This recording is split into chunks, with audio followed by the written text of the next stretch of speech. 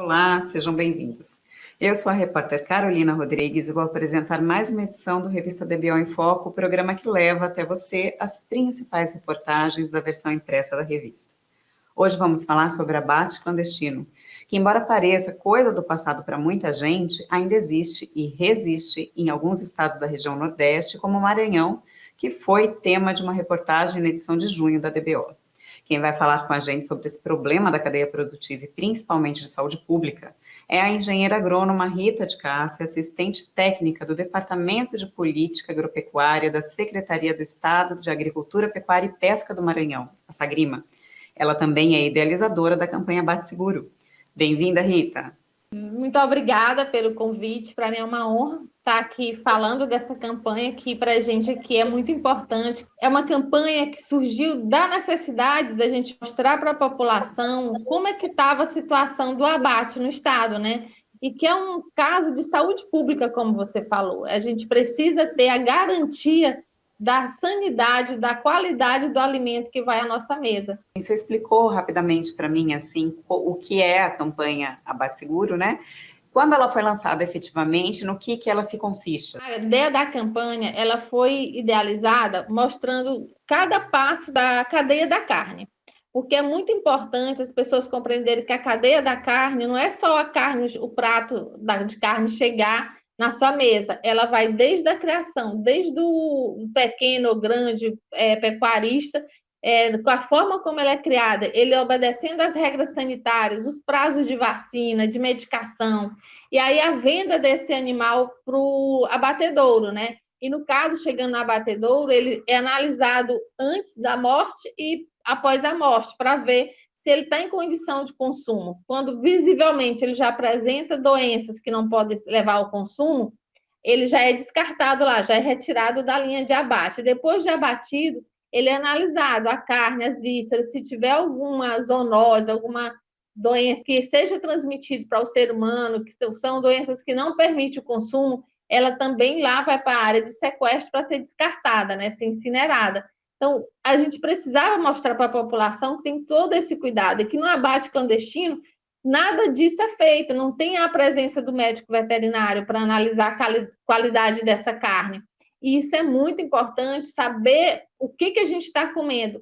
E o Brasil tem muitas regras sanitárias que precisam ser observadas e que nesses abates clandestinos elas não são verificadas, nem a situação física do local, nem essas normas de saber como o animal está e se ele está em condição de consumo para ser consumido ou não. Hoje, quanto de carne consumida no Maranhão vem de abate irregular?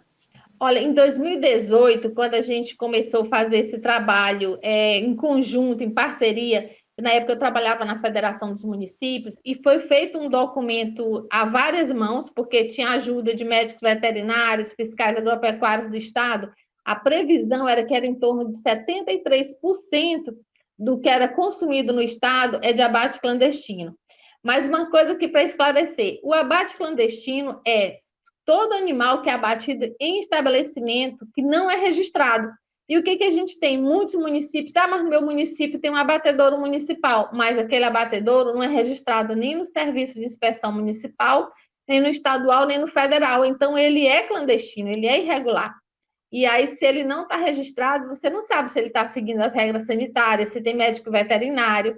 Então, é um número muito grande, é um número assustador quando você vê a quantidade de carne consumida no estado que não segue as regras sanitárias, não tem um médico veterinário analisando se pode ou não ser consumido, certo?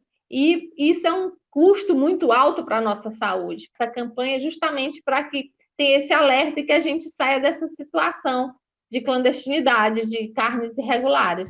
Agora, qual é o número de frigoríficos inspecionados e em funcionamento no estado?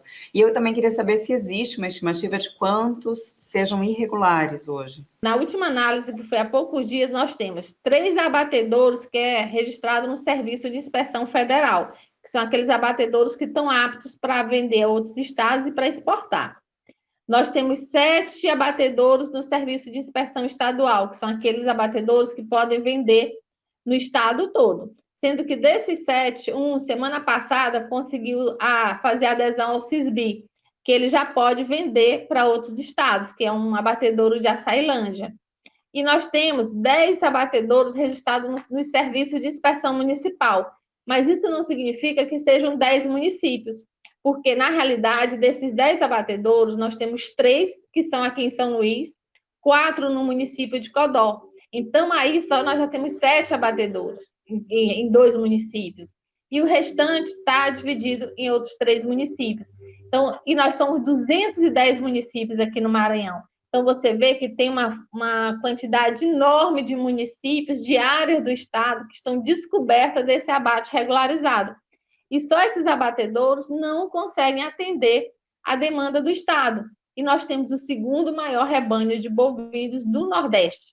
Então, a gente tem um trabalho muito grande aqui no estado para que isso funcione de forma regularizada. Qual a grande dificuldade de fiscalizar esses outros estabelecimentos que funcionam de forma irregular e de quem é a responsabilidade de tocar isso, né, de fazer essa regularização, essa fiscalização acontecer? Final de 2019, antes da gente entrar nessa situação de pandemia e de trabalho home office, nós estávamos com umas reuniões na Assembleia Legislativa de um grupo de estudo que um deputado estadual tinha criado para a gente tratar da situação de consórcios e abatedouros, né? Um projeto de lei para abatedouros consorciados no estado.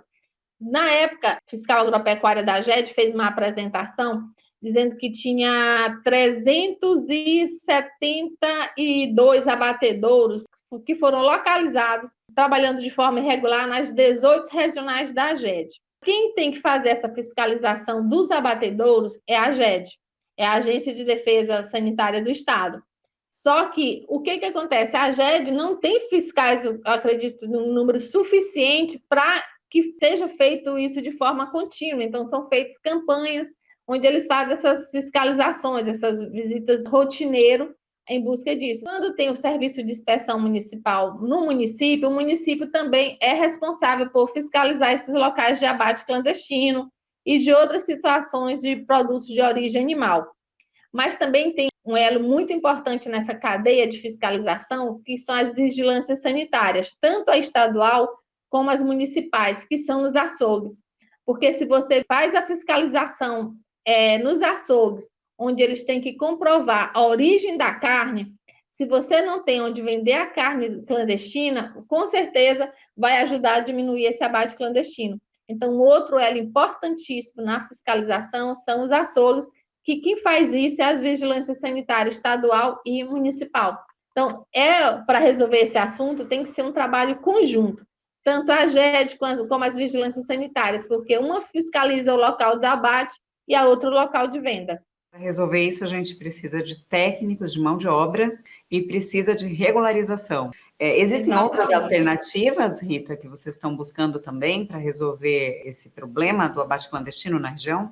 A gente tem trabalhado a ideia de fazer os abatedouros consorciados ou a questão da parceria da iniciativa pública e privada. Porque tem muitos municípios aqui do Maranhão, municípios pequenos, que a maioria dos nossos municípios tem menos de 50 mil habitantes. Então, a gente tem aqui municípios com 10 mil habitantes, 7 mil habitantes. Quando você vai ver a quantidade de abate, é muito pequena para que esse município tenha um abatedouro só para ele, porque o abatedouro é um equipamento caro e manutenção cara também. Então, qual que é a sugestão? Esses municípios próximos, junto, ter um abatedouro só que atenda a necessidade da região. E que, caso seja necessário, nesses municípios tenha só o entreposto, que é aquela câmara fria para o recebimento da carne. E isso estaria ajudando. Da mesma forma como a gente vem falando da necessidade do serviço de inspeção nesses municípios também seja consorciado para que diminua o custo desse serviço para os municípios, mas que ele aconteça e atenda essa necessidade de regularização da cadeia dos produtos de origem animal, certo? Então, a ideia que se tem trabalhado o privado, no caso, a gente tem alguns municípios aqui que já tem abatedouros privados, que esses abatedouros privados atendam uma região, certo? Que seja feita essa parceria do município com esses donos de abatedouros privados, porque uma das reclamações deles é que eles fizeram investimento e, na hora, o poder público fica omisso em relação a essa fiscalização. Então, como é que se diz assim, deixa acontecer esses abates clandestinos sem uma fiscalização correta, tanto nos abatedouros como nos açougues, e isso prejudica todo um trabalho que eles vêm fazendo, certo? Porque para muitos fica ainda aquela ideia que abater no clandestino é mais barato. Só que, na realidade, quando você vai fazer a conta na ponta do lápis, você vê que abater de forma correta não está mais caro do que abater de forma clandestina, certo? Sendo que você vai estar tendo a garantia de estar com um produto de qualidade para ofertar. Sendo que ainda tem um outro lado, é a questão desses resíduos no abate clandestino que são abandonados, são descartados de forma incorreta e contaminando o nosso meio ambiente. Agora, Rita, além de toda essa questão, toda essa problemática que você colocou para a gente aqui, também existe uma questão cultural das pessoas gostarem desse consumo da carne fresca, da carne quente, como a gente chama, né? Esse é um dos maiores motivos para que essa prática do abate clandestino ainda resista tanto tempo no Maranhão? Eu vou falar aqui de uma reunião que a gente participou outro dia, que foi na Secretaria de Indústria e Comércio, que é responsável pela parte de comércio e industrialização aqui no estado, que é justamente com a Vigilância Sanitária Estadual trabalhar essa questão do açougue e também um projeto educacional nas escolas, porque se você educa as crianças a saber que tem que consumir uma carne que foi manipulada no abate de forma correta, na venda de forma correta, ele já vai levando para casa a ideia, mamãe, papai, essa carne não pode ser comprada ali onde passa os carros e vai fumaça, onde a mosca assenta, onde tem cachorro andando, tem que ser comprada em um estabelecimento onde ela está protegida, onde a nossa saúde vai estar sendo garantida. A prova da importância da gente garantir isso é essa pandemia que a gente está vivendo agora, que a origem é citada como vinda de um mercado público da China, através de uma comida exótica. Então, se você não tem essas nossas carnes vistoriadas, a gente pode estar pegando uma doença vinda de bactérias, de vírus, ou qualquer uma outra zoonose, pode estar sendo transmitida para a gente, pode originar um novo surto de uma outra doença. Então, por isso que a importância de você ter esses alimentos de origem animal sendo vistoriados, sendo inspecionados e tendo local de venda também de forma correta. E a questão educacional, com o tempo, as pessoas vão se acostumando com o que é correto, que a gente não pode, porque sempre fez assim, deixar ser assim. Nós temos uma bebida tradicional aqui no Maranhão, a tiquira. Eu visitei uma cooperativa semana passada e eu fiquei encantada com o senhorzinho que me apresentou as instalações da cooperativa, tudo feito de forma correta, eles estão já pegando o registro no Ministério da Agricultura. E quer dizer, ele já é um senhor de seus mais de 60 anos, me mostrando, encantado, que a tiquira, feita da forma tradicional deles, usando todo o processo tradicional, mas agora nos tanques de inox, onde engarrafar de forma automática. Tem o local onde eles analisam se dentro da garrafa já colocada não tem nenhum resíduo, se ela está limpinha. Ele aceitando toda aquela tecnologia e me mostrando com os olhos brilhando. Então, a gente pode mudar um hábito cultural. E se é para melhor, com certeza a gente consegue. É isso aí, Rita. Educação é o caminho, né? Exatamente. Agora, na matéria que nós fizemos em junho, a regionalização, como você mesmo mencionou aqui na nossa conversa, se mostrou uma opção interessante para reduzir essa clandestinidade no estado. Explica como essa proposta funciona mesmo e como ela está agora. Foi inaugurado outro dia um abatedouro que agora ele está correndo para terminar de fazer as últimas adequações, só pegar o CIA em Zedoca. Então, esse abatedouro de Zedoca, ele tem condição de atender uns 8 municípios ao redor. Então, o que é preciso? Os gestores desses 8 municípios, junto com a gestora de Zedoca, se conversarem e fazerem esse acordo, que pode ser através de um consórcio, onde as despesas ficam sendo rateadas pelos municípios, pode ser contratado através de um concurso, porque o consórcio, como é mantido por dinheiro público, tem participação dos municípios, então a equipe tem que ser concursada, só que aí, no caso, eles são concursados, mas seletistas, pode ser feito o serviço de inspeção, aí você tem um abatedouro atendendo 7 a 10 municípios, dependendo da quantidade, ou a opção, vamos dizer, Barra do Corda tem um abatedouro privado, Turilândia também tem uns, São Bernardo tem, Axixá, Tutóia. Então, onde já tem esses abatedouros privados, que são abatedouros do CIA, a Ceilândia também, eles podem atender os municípios próximos. E, com isso, acabar esse abate clandestino nesses municípios e diminuir a despesa, porque o poder público ele não tem vocação empresarial. O abatedouro é uma atividade empresarial. E, com isso, você pode ter essas parcerias, ou os municípios se juntando e administrando de forma consorciada, ou essa parceria é a saída. Tem município aqui que, pela quantidade do abate, o custo para se construir um abatedouro desse, para se manter, ele não tem viabilidade econômica para aquele município, mas isso não vai deixar que ele fique na clandestinidade no abate. Eles podem se reunir e resolver dessa forma consorciada, essa forma parceria público-privada. A gente tem que buscar a solução para cada município. Na Bahia, estavam resolvendo a questão do abate justamente na parceria público-privada regionalizada, um abatedouro privado atendendo uma região. Essa história que você está me contando, a gente chega à conclusão que essa proposta pode funcionar também em outros estados que lutam contra o abate clandestino, como a Bahia e como o Maranhão. Com certeza, é uma solução onde a questão financeira, que é um dos entraves que tem para os municípios, ela consegue ser resolvida, porque uma coisa é um município pequeno desembolsar 2 milhões, 2 milhões e meio para construir um abatedouro pequeno. E outra coisa é 10 municípios se reunindo para fazer isso, ou então a iniciativa privada fazendo, esses municípios fazendo essa parceria para que seja abatido lá. Então, fica diluída essa situação, abrange uma área maior. Trabalhar dessa forma é o que tem sido a saída, principalmente onde os municípios são pequenos e municípios pobres. Então, aqui para a região do Nordeste, com certeza, é uma solução muito viável. Rita, e como está atualmente esse plano de regionalização? Você me falou do frigorífico de Zedoca, como que está o plano no geral? São quantos frigoríficos que estão sendo regionalizados? Dá números aqui para mim. Olha, no momento, assim, em termos de números, o que a gente pode falar é que a gente tem esses abatedouros privados que eu citei, esses 7, que pode ser trabalhado eles já para atender uma região.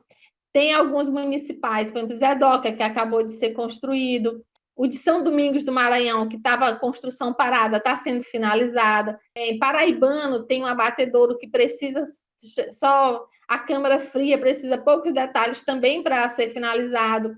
Porto Franco também. Então, se esses abatedouros que já existem, mas que estão parados, forem finalizados, a gente consegue, num tempo curto no Maranhão, dar uma boa alavancada nesse problema, a gente sair da situação que estamos para uma situação muito melhor. Eu tenho falado, a gente precisa os gestores públicos sentarem, conversarem e buscar essa solução. Lá na Sagrima, o secretário tem ficado atento a essa solução, tem se disponibilizado, ele com a equipe técnica, a gente trabalhar esse assunto. Então, já tem essa vontade do fazer. Então, agora só precisamos que a gente consiga realmente implementar esse trabalho. O Ministério Público também tem feito a parte dele no Estado. Então, eu acredito que falta mais um pouco de a gente conseguir se juntar, diálogo, e com certeza esse problema tem sim como a gente adiantar e ter assim, vários abatedouros em várias regiões já atendendo a maior parte do Estado. Rita, e quanto à população? Quais têm sido os impactos da campanha Bate Seguro junto à população? Vocês já tiveram algum tipo de resposta da campanha? Olha, já teve sim. Muitas pessoas já me falaram assim, olha, eu não sabia nem que existia selo, eu nunca nem tinha prestado atenção. Quer dizer, você vê o que realmente falta para a gente, essa educação, essa transmissão de conhecimento. Porque eu nunca tinha reparado que tinha esse selo aqui indicando que estava fiscalizado. Eu não sabia que na minha cidade era assim. Aí, agora que eu prestei atenção que isso pode estar contaminando o meio ambiente, eu tive a curiosidade de procurar algumas coisas e números em termos do quanto que é importante isso estar regularizado e muitas preocupações da população, que é justamente o meio ambiente, pode ser resolvido. Tem uma processadora de resíduos de abate aqui na ilha de São Luís, e ele falou que Agora, na pandemia, caiu 30% do valor do que ele processava. Mas ele, em material in natura, ele recebe de sebo e osso por mês 300 toneladas, sangue 50 mil litros. Aí ele processa esse material, ele tem farinha de carne e farinha de osso 70 toneladas, sebo bovino 60 toneladas, farinha de sangue 70 toneladas. Em torno deste processo gira em média quase R$500 mil por mês. Então, não é uma coisa pequena, se você for ver, é só uma processadora, e ela gera, em média, 40 empregos diretos e outros 20 indiretos. Agora, a quantidade mínima que é processada quando a gente pega em termos de estabelecimentos.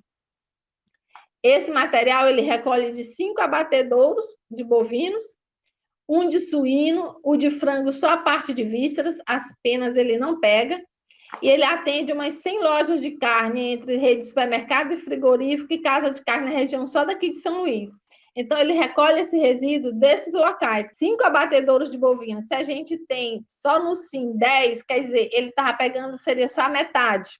Então, a gente tem muito mais subprodutos que podem entrar na cadeia, em outras cadeias produtivas, do biodiesel, do sabão e tudo, que é desperdiçado quando o abate é clandestino. Então, as pessoas estão se inteirando disso, estão vendo o tanto que nós, no Estado, estamos perdendo, né? Tanto de forma econômica, como esse material, quando vai para o meio ambiente, vai contaminar nosso lençol freático, nosso solo, e a gente vai estar tendo outro prejuízo, que além da nossa saúde, a saúde da nossa terra, da nosso planeta mãe, onde a gente mora, onde é a nossa casa, né? A gente está vendo que as pessoas estão se inteirando do problema e estão já questionando cadê a solução.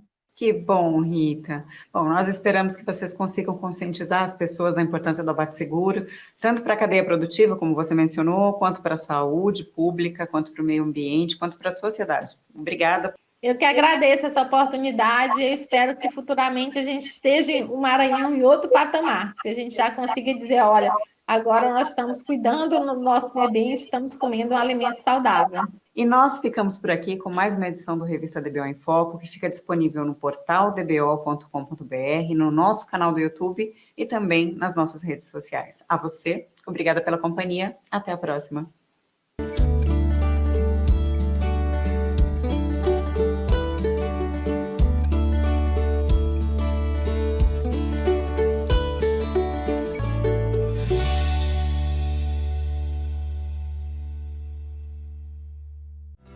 Impresso ou digital?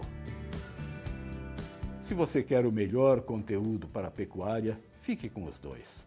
Tenha sempre seus exemplares da DBO à disposição, no escritório, na caminhonete ou ao alcance de seus colaboradores na fazenda.